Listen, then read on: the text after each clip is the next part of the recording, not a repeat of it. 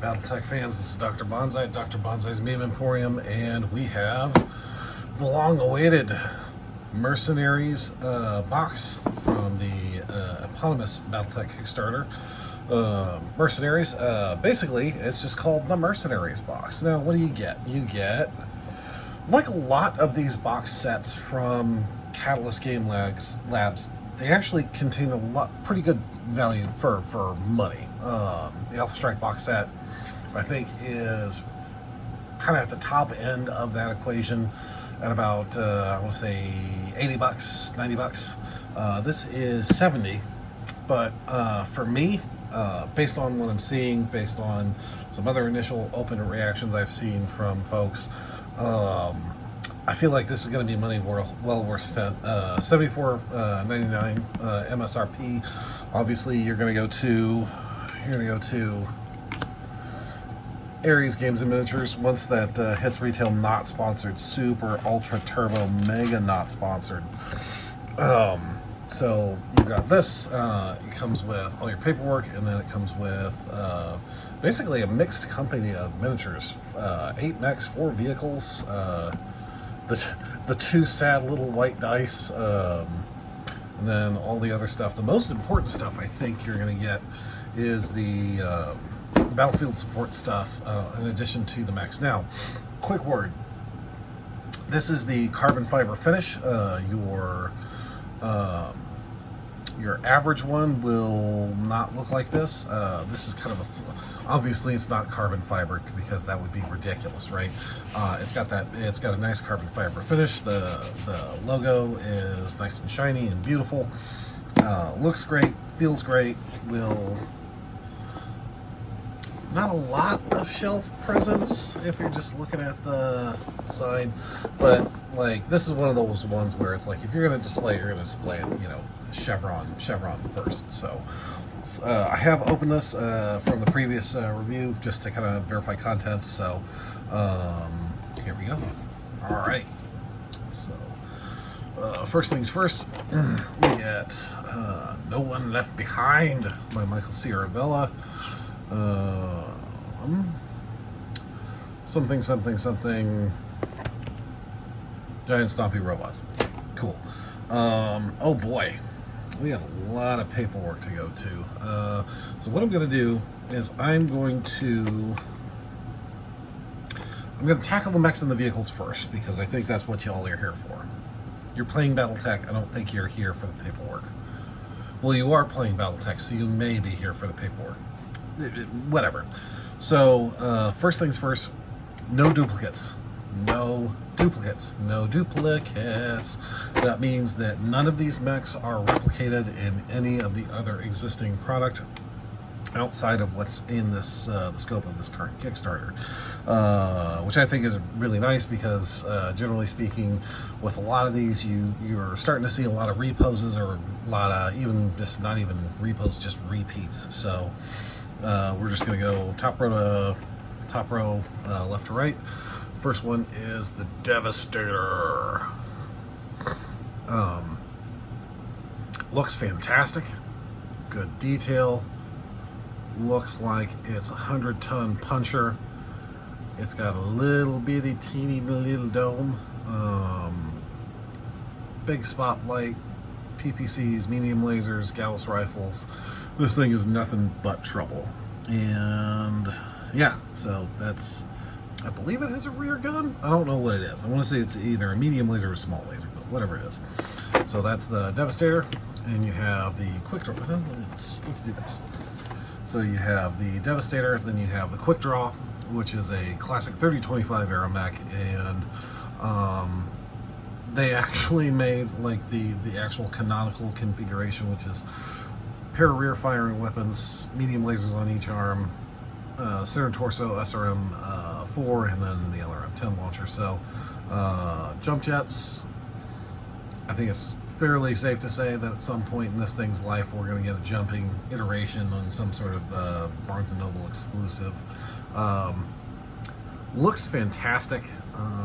You can really see how far they've come since the last Kickstarter. I think the quality of the sculpt work speaks for itself largely.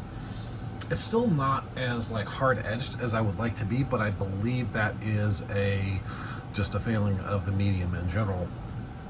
This is the Chameleon. Yes, this is the Chameleon's. Basically, it's a trainer mech, so it's kind of an interesting choice to put in here. You have the canopy, the large laser, jump jet, so it's a little bit of everything, and that's because it's a trainer mech. It's supposed to do a little bit of everything. And then you have the Firefly. Anybody remember this thing getting nuked in the MechWarrior 3 intro by a summoner? Pepper Tram remembers. The literal vestigial useless arm, and then the AMS system, and then the laser clusters in the LRM-5. The very strange architecture of this, giving it a functional hips and legs. Fantastic reinterpretation of the design. I'm liking all of these so far.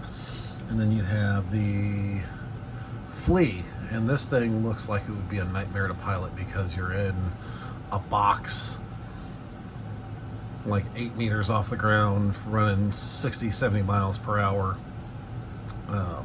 So a little bit of flash there on the top of the, I believe that's a small laser, and then the 2 medium lasers. This one's kind of whopper jawed, but I think if you really got after it with some hot water, that would perk up just fine. Obviously, with pro tip for any of these, you can kind of see that weird greasy sheen that these all have. That's mold release agent. So they put some sort of compound on the molds so that the PVC falls out. If you don't take care of that with like a stiff brush toothbrush and some like a degreaser, like a just like standard dish soap, that kind of thing, you're gonna have a bad time trying to get these things primed. So that's it. Then you have the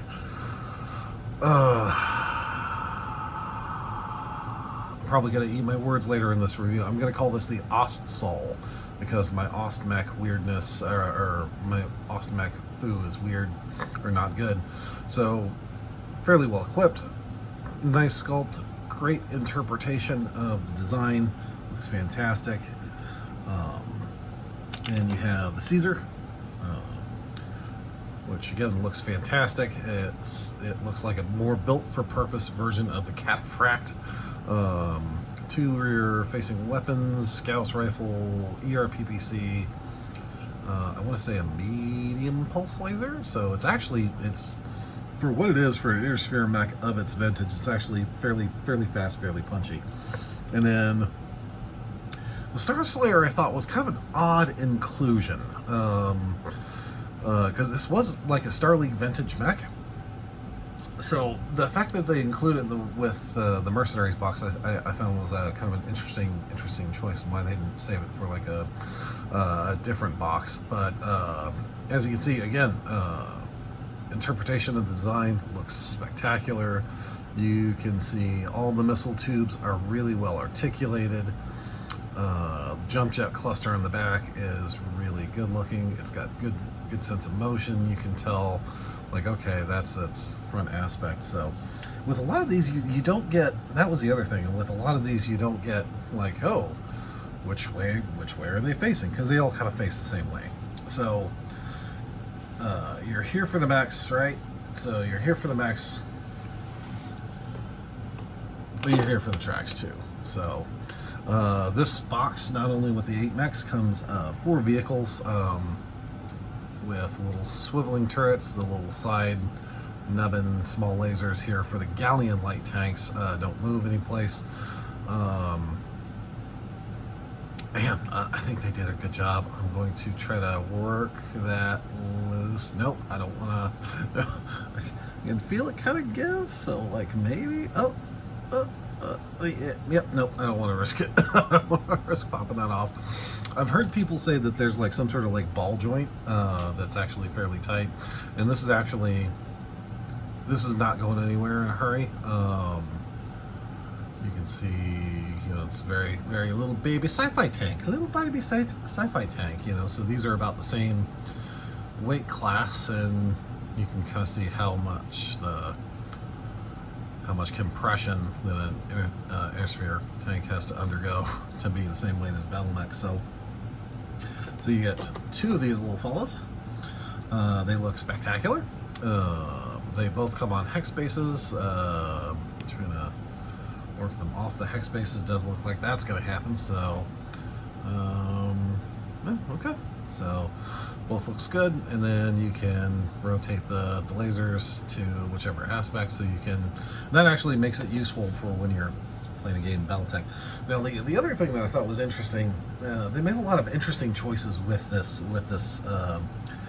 box, because you have very signature mercenary mechs like the Quick Draw, like the Ostel, like the Caesar. Basically, these designs that were purpose made for an open market, right?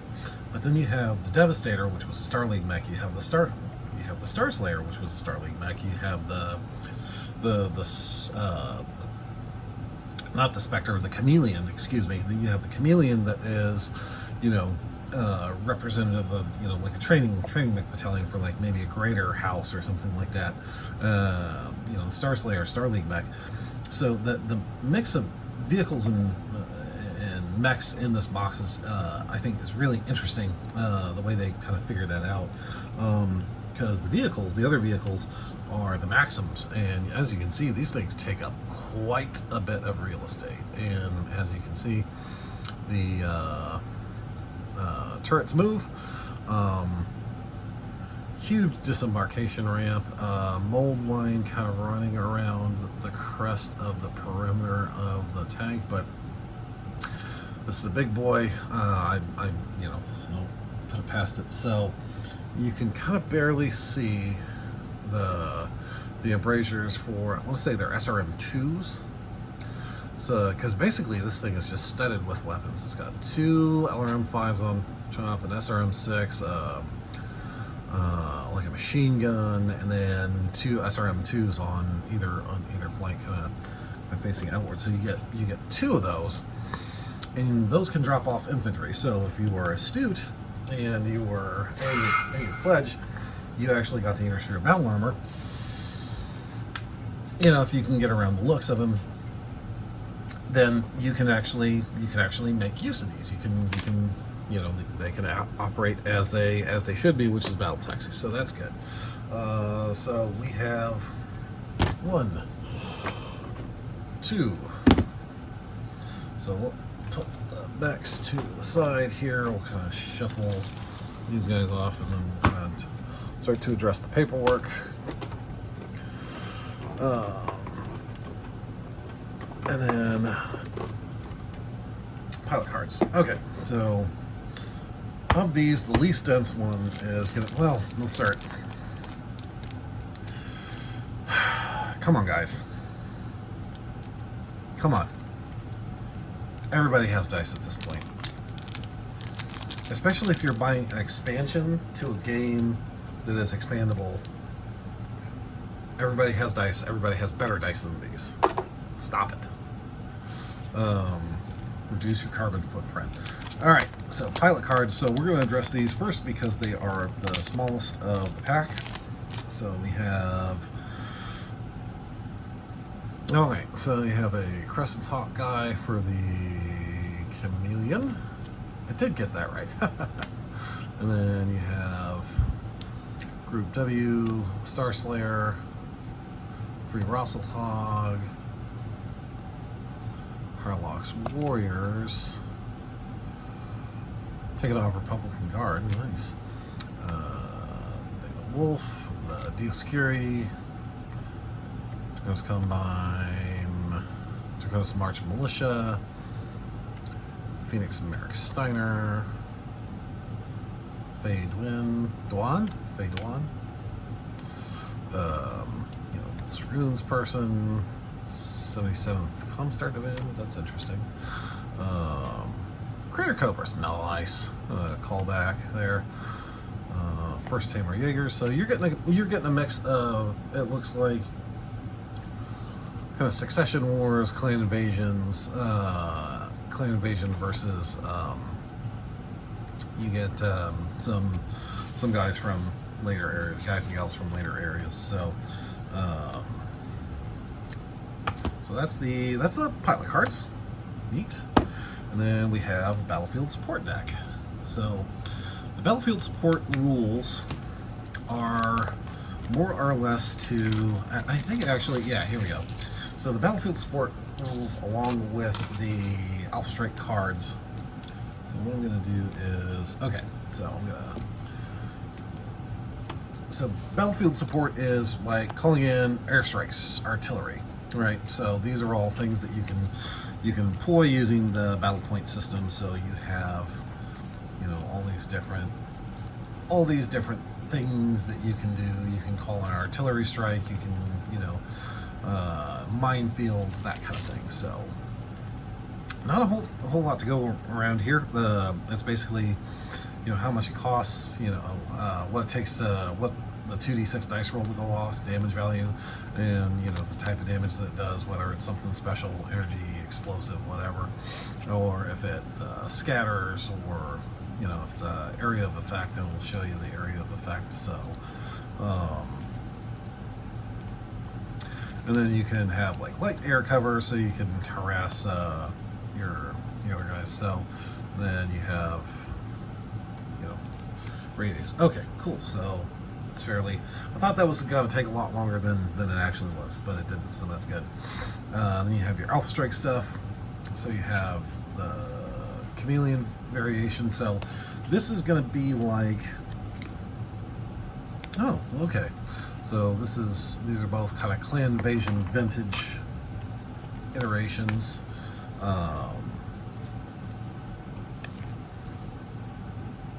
Oh, okay, so this one's Dark Age Ill Clan. And then, okay, so it looks like we're going to get a smattering of, hey, this is Clan Invasion, and then all of a sudden, wha-bam, Dark Age Ill Clan. This actually goes all the way through the Succession Wars. It's actually one of my favorite McCarran's Armored Cavalry stories, which I will address when we get to this box, because that's the reason why that guy is in that box, is because one of the McCarrans got himself a Devastator during the Succession Wars, no less. So, like the late Succession Wars, I'm talking like third Succession War. So, so you have the Flea, you know, so nothing to write home about, you know, Firefly, Quick Draw, and I did get it right, yes! Assault, and then you get, okay, you get 4 different versions of the Galleon. So you can, so it's, you know, the 101, the 102, the 106, and the 106M. Then you have the Maxim, Infantry Transport 3, so it can carry 3 stands of infantry. And then this is the Escort version, which basically has higher firepower than the other one. And then this is another fire support version. And then that's the battle armor factory upgrade, so you can carry 4 suits of battle armor without really compromising too terribly your firepower. So there's that. There's the Battlefield Support deck. And as far as I can see, these are universal for both Alpha Strike and Battletech. So there's that. Now, here's the interesting part. Here's where they had my attention when they started talking about this. So everybody wants to include vehicles, turrets, stuff like that. Everybody wants to play MechWarrior 5, you know, online on the tabletop, but nobody wants to spend the time actually doing bookkeeping to make that work, right? All right. I give you the Battlefield Support cards. Basically what these do, oh wow, these are sticky. So these give you very simplified stats, and you're going to see those in the rule book as well, the company rule book as well, to tell you how to use it. And basically it's just kind of a very light way to address, you know, hey, I want to include vehicles in my game, but I don't want to, oh neat, So you have infantry, then MG nests and the vehicles and whatnot. I need to break these up a little bit. These need to, yeah, there we go. Just need a good shuffle because they were all stuck together. There we go. Yeah. So for example, so you have this guy. You see 12, 14. So 12 is the base kind of battlefield points you would pay for this, and then 14 would be the upgraded version. So no matter what, it's 9 VTOL MPs. So it's not like they have a flying speed. It's not like they have a cruising speed or whatever. It's nine hexes, or 9 VTOL movement. Period. End of story. That's you're up, you're down, your side, whatever. TMM is always going to be 4. Your range bracket is 18, 16, 24. Your skill, and if you buy the upgraded version, your skill goes down. How much damage it does per attack, and then your damage check. So if he gets hit, you roll a check, and if you pass that check, you add +1, I believe, to that check. And so the more you get hit, the more likely it will explode. So, or if you have to roll under, I believe, that number. So obviously with helicopters it's going to be fairly dicey. Then you get, so you get the warrior, the Pegasi, the galleon. So these are all kind of base configurations. There's nothing right home again about these. So the Vedette, the Manticore, Demolisher, the MASH, Long Tom, conventional foot infantry, mechanized infantry, jump, elemental battle armor. Now that's interesting. So we are still missing the elusive Alpha Strike pre-printed, nice shiny Alpha Strike cards for this, but we are getting these in battlefield support. We are getting the Intersphere battle armor. We're getting kind of these gun emplacements. Then you have like these hardened turrets here, and then you have another set sort of stuff. Oh, so you can play it. Okay, I gotcha. I'm tracking. So you can play it against your opponent. So there we go. So there's that. So that's the cards, and we're gonna lift the tray out. Next, we are going to look at this book. Again, beautiful artwork as provided by the Camo Specs team. Absolutely spectacular.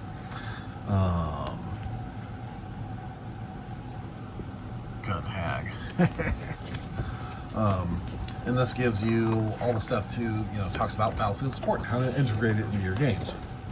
So if you wanted to buy a game of Armored Combat, then buy this, you would have everything you would need to play kind of an integrated, Battletech game. So you're talking about battlefield assets and how the terrain modifiers and stacking limitations and, how all that stuff works. Different keywords. Then you have how the strike cards work.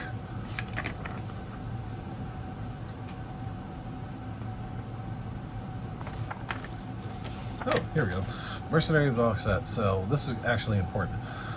Originally published in the Battletech manual, most of those rules are included here, minus a handful of advanced rulebook items for 2 reasons. First, to ensure that all battlefield support rules in this box and force packs are in a single location for ease of reference. Also, the costs originally listed in the Battletech manual have been adjusted to work alongside battlefield support assets rules. So there you go. That might be why. So you have all of these, and then you can do, your chaos campaign and how to work that. And selfie, we're gonna kill people. Selfie, and how a campaign flows and different things. Map sheet layouts gets you familiar with the whole activity of purchasing, quote unquote purchasing tracks, that kind of thing. Then you have You know, again, just really brilliant artwork.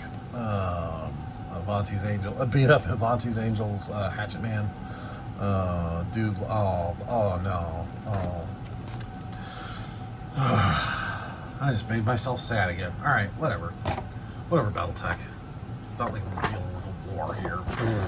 All right, and then you have record sheets, standard Battletech record sheets for various and sundry. I'm not really going to spend a whole lot of time on these because this is not, this is more of what we've seen. But it's good that we have these so that if you can photocopy them. So you have that, and then you have an updated primer here. And so you have different arrow maps. So what everybody is dealing with throughout the time here, and then the famous mercenary units and everybody else. So that's really cool. And then you have, oh boy, you're going to ask me to fold out a giant poster, aren't you? Yes, it is. I'm going to do my best to articulate. Oh wow, okay. So, all right. So this is 3058 inner sphere. I'm not going to fold that out all the way because I just have no way to make that work. So you have, that's 3058 inner sphere, and then on the back side you have the 3151 inner sphere map. So there's that. Very gently fold it back because that's really nice, and I don't want to tear that or anything bad. All right, clipping right along. Next is you have your tokens. Now this is actually kind of neat. So if you don't want to buy the rest of the force packs, don't do it, and you can get by, especially with the infantry. Personally, I'm not a big fan of the way that infantry scales, or unaugmented, unbattle armored infantry scales in this game, how that looks. I'm not a big fan of that. So I can definitely see myself using something like this before I would use, go to the trouble of building like the Iron Wind Metals specifically one. And they are double-sided. So you get two different color schemes. So if you and your buddy are playing, you can use the same units. You can do like a mirror match without getting confused. So Long Tom, Galleon, Pegasus, MG Nest, Infantry. You get heavy emplacements, MASH units. So these would be great just to drop for objectives. Then you have, this thing is thick. You get a really thick card stock, force building, battlefield support. Oh, look at that. Okay, so you get your own thing, like this good laminate, thing for that. And then you have, nice. You get a contract of mercenary employment, and it's dry erase. That is really something. And then you get a roster that's again dry. That's actually kind of neat. I really like that. That's such like an easy dub for Catalyst that they included that. And then for this you get 2 record sheets. Again, I'm going to try to. My workspace is not conducive to it, so this is called River Valley. So you can kind of see how it's nice and windy. And then you have kind of the back side of it, which kind of terminates in like a little stream there, or basin. And then you have lake area. So it's a big ass lake, and it actually has depth 2 and depth 3 water, which means you can get up to some shenanigans. And of course this map connects with the other map so that you can have kind of a nice like river run area. So I can see these maps getting a good workout. I know a lot of people just prefer to use a blank record sheet, map sheet, a blank hex sheet with their own stuff on it. Do yourself a favor. Treat yourself. Treat yourself to one of these to these pre-printed map sheets.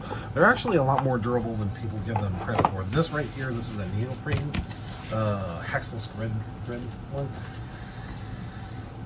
I don't think I like it as much as if it was just a plain one, but I like it, at least for the review station here.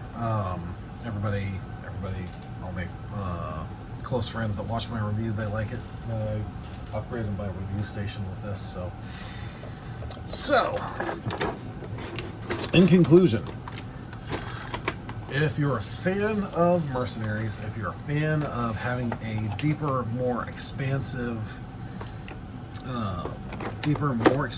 experience with Battletech as a game system, as a way to, you know, explore and have fun in the universe, especially, you know, creating your own characters and writing your own stories, using, you know, being a mercenary, right? I think that this is actually really good value. I think this is really, for 75 bucks, what you get is actually really great. You get 2 lances of mechs, you get two lances of mechs, you get two pairs of really strong, useful vehicles. I think that this is an easy win, especially for, you know, even if you're more casually minded, and you want to do campaign play for the first time. Setting up the Chaos campaign, it's really not that hard. Everything is just really. I really like this box set. I really like it. I think they hit it out of the park with this. I know people are going to be shocked that I have a positive opinion about something that Catalyst did. You know, go play the lottery. It's the sky's falling, etc. But, you know, if they keep their mouths shut, Catalyst actually tends to do a good job. And if they just, you know, shut up, put their heads down, and put their shoulder to the wheel, then they tend more often than not to do a really spectacular job with the product that they put out and they treat, you know, especially Battletech. The miniature side of it and the game development side of it, I think they treat fairly seriously in some aspects, and then you read source books like Dominions Divided, which is just hot trash. So I don't know, it's a mixed bag generally, but I will say, Catalyst, good on you. I really enjoyed this. I'm looking forward now to looking at the other products that came out with this wave, and seeing where things take us. So, especially on the vehicle front, and breaking open that local meta, I think a lot of people have these days in their local gaming group, which is you don't take vehicles, you rarely take power armor. And I know I'm gonna get a bunch of flack from people in the comments like, I take vehicles all the time. My group takes vehicles all the time. I wasn't talking to you. Just relax. Maybe I was talking to you. I don't know. We'll find out. But yeah. So Dr. Bonsai giving this actually a really good thumbs up, especially if you get the retail cover at the Ares Games and Miniatures discount when that hits retail.